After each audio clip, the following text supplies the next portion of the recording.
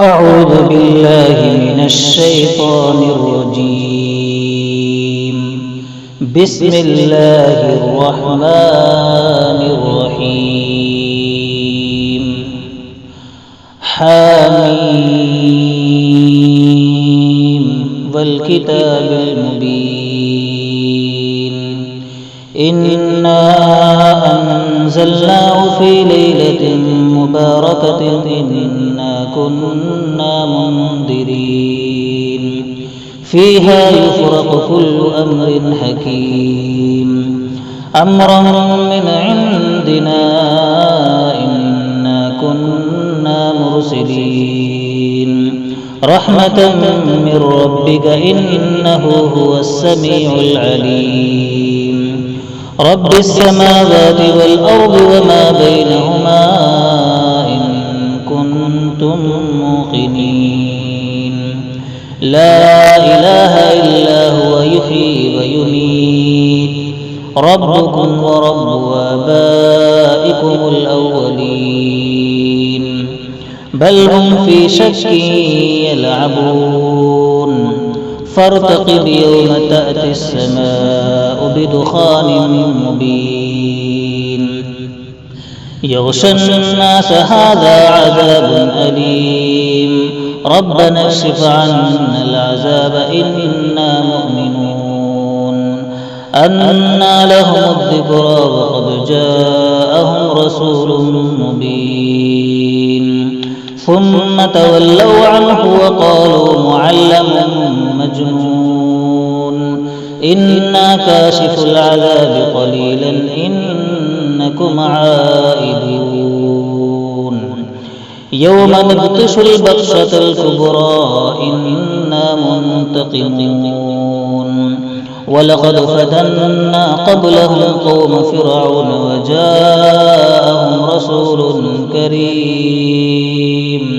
أن أدوا إلي عباد الله إني لكم رسول أمين وألا تعلوا على الله إني آتيكم بسلطان مبين وإني عذت بربي وربكم أن ترجمون وإن لم تؤمنوا لي فاعتزلون فدعا ربه أن هؤلاء قوم مجرمون فأسر بعبادي ليلا إنكم متبعون واترك البحر رهوا إنهم جند مغرقون كم تركوا من جنات وعيون وزروع ومقام كريم ونعمة كانوا فيها فاكهين كذلك وأورثناها قوما آخرين فما بكت عليهم السماء والأرض وما كانوا منظرين ولقد نجينا بني إسرائيل من العذاب المهين من فرعون إنه كان عاليا من المسرفين ولقد اخترناهم على علم على العالمين وآتيناهم من الآيات ما فيه بلاء مبين إن هؤلاء ليقولون إن هي إلا موتتنا الأولى وما نحن بمنشرين فأتوا بآبائنا إن كنتم صادقين أهم خير أم قوم تبع والذين من قبلهم أهلكناهم إنهم كانوا مجرمين وما خلقنا السماوات والأرض وما بينهما لاعبين ما خلقناهما إلا بالحق ولكن أكثرهم لا يعلمون إن يوم الفصل ميقاتهم أجمعين يوم لا يغني مولى عن مولى شيئا ولا هم ينصرون إلا من رحم الله العزيز الرحيم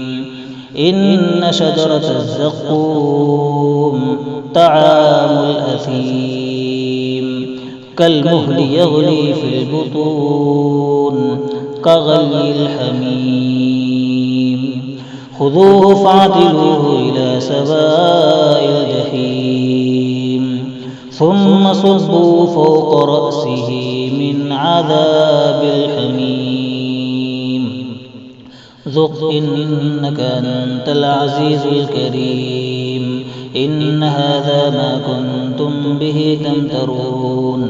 إن المتقين في مقام أمين في جنات وعيون يلبسون من سندس واستبرق